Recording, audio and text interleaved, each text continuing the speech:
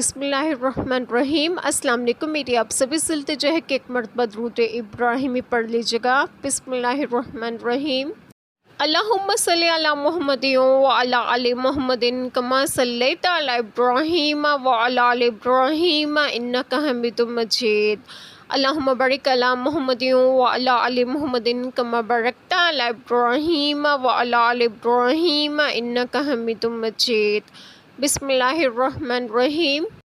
رسول خوشخبری دیتے اور ڈر سناتے کہ رسولوں کے بعد اللہ کے یہاں لوگوں کو کوئی عذر نہ رہے اور اللہ غالب حکمت والا ہے۔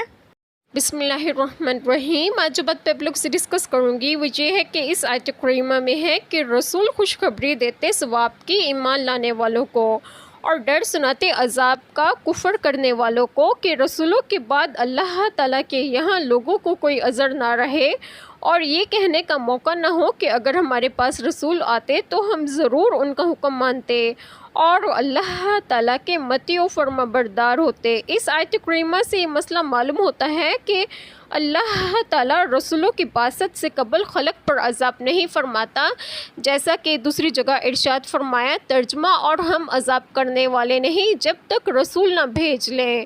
اور یہ مسئلہ بھی ثابت ہوتا ہے کہ معرفت الہی بیان شرع و زبان انبیاء علیہ السلام سے ہی حاصل ہوتی ہے، صرف عقل سے اس منزل تک پہنچنا میسر نہیں ہوتا۔ بے شک اللہ تعالیٰ بڑا غالب آنے والا اور حکمت والا ہے۔ اللہ تعالیٰ ہم سب کے تمام گناہوں کو معاف فرمائے اور ہمیں صراط مستقیم کی راہ پر گامزن کریں اور آپ سب کو آپ کے گھروں میں خوش و خرم رکھیں اور صحت و تندرستگی بھی دیں۔ آمین۔ جزاک اللہ خیر۔